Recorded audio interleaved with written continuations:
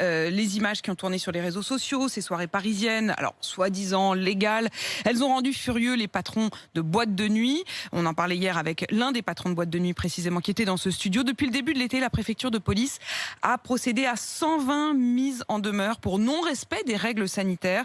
Une quinzaine d'établissements ont été visés par des fermetures administratives. Eh bien, cette nuit, l'un de nos reporters, Maxime Lévy, a suivi toute la nuit une patrouille de policiers qui contrôlent l'ouverture de ces lieux. C'est un reportage de la rédaction. Leur voiture banalisée glisse dans le Paris nocturne. Chez nous, on va se garer comme d'habitude. Une première halte sur les quais de Seine, une paillote ne respecte pas les règles sanitaires, le rappel à l'ordre ne se fait pas attendre. Le bar debout, là, ça vous savez que ça, malheureusement, on ne peut pas le faire. Le service au bar est interdit pour le moment, monsieur. Vous y remédiez et tout ira pour le mieux. Voilà. Retour dans la voiture, direction le quartier animé de Pigalle. À peine sorti du véhicule, l'officier repère un bar où les clients en terrasse sont debout, sans masque, collés les uns aux autres. Le cahier des charges, c'est assis. Pas de masque, on consomme. Debout, on porte un masque. Donc en l'occurrence, c'est pas du tout ce qu'on voit là. Je suis responsable aussi de ce qui se passe dehors. Ils ont vos verres à la main. Donc vous en êtes comptable, monsieur. Oui, tout à fait. Donc là, je vais aller à côté. Je vous laisse quelques temps pour remédier à ça. Merci. Même si le gérant comprend, il se sent impuissant. Le problème, c'est que là, c'est de la responsabilité individuelle de la part des gens. Nous, on surveille à l'intérieur parce qu'on est à l'intérieur, mais je peux pas. Moi, j'ai pas les moyens de payer des gens pour après contrôler à l'extérieur. Debout avec son verre, cette cliente ne comprend pas ce contrôle. Le problème, c'est qu'à un moment donné, il n'y a plus de vie. Au bout d'un moment, si vous voulez profiter de la vie de tous les jours, vous ne pouvez pas le faire avec le masque. La nuit bien avancée, la voiture se dirige dans le quartier huppé des Champs-Élysées et rejoint un club de striptease. Le gérant accueille les policiers sans crainte, il a tout prévu. Les danseuses sur le podium se déshabillent certes, mais portent le masque. En tant qu'employées, elles doivent être masquées.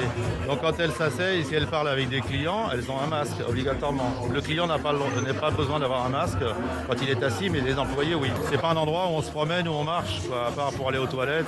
Donc c'est assez statique comme clientèle. C'est même très statique. À la sortie du club, le commissaire Jean-Paul Maigret, présent lors des contrôles, fait le bilan de la nuit. On a peu de gérants qui ont une réelle mauvaise volonté. Après, on a des publics qui ne sont pas forcément évidents à gérer, qui, quand ils ont bu un peu d'alcool, en ont marre de respecter un certain nombre de règles et on n'arrive pas à leur faire comprendre. Ces règles-là contribueront à sauver des vies. Pour la brigade, le travail se poursuivra jusque tôt le matin. Ils ont autorité sur un peu plus de 500 établissements dans la capitale. Passionnante plongée aussi dans la nuit avec notre reporter donc Maxime Lévy. Je me tourne vers vous Louis parce que les règles sont quand même pas toutes les mêmes selon les établissements. Il y en a qui ont dit mais c'est tout à fait légal ce qui se passe. D'autres qui disent non mais attendez c'est de la folie. Concrètement c'est quoi la règle? D'abord vous avez rappelé les chiffres déjà tout à l'heure à Pauline. 120 mises en demeure et une quinzaine de fermetures administratives pour non-respect des règles sanitaires. Il y a deux types d'établissements à distinguer. Les boîtes de nuit qui sont classées sous la lettre P et les restaurants et bars sous la lettre N. Les premières sont fermées depuis 6 mois, les seconds ont pu rouvrir lors du déconfinement. Ça a l'air d'une subtilité juridique, mais c'est pour cela qu'on a vu ces derniers jours des images de fêtes, notamment donc à Paris, parce que les discothèques ont demandé et obtenu leur changement de statut, leur changement de lettre. C'est parfaitement légal. Dans ce cas, plus de pistes de danse, mais juste un débit de boisson comme un autre, où le protocole sanitaire doit s'appliquer et où il faut la plupart du temps réserver une table pour boire un verre. C'est cela aussi qui inquiète et agace les patrons de boîtes de nuit.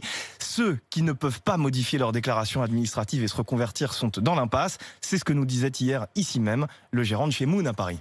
Merci beaucoup.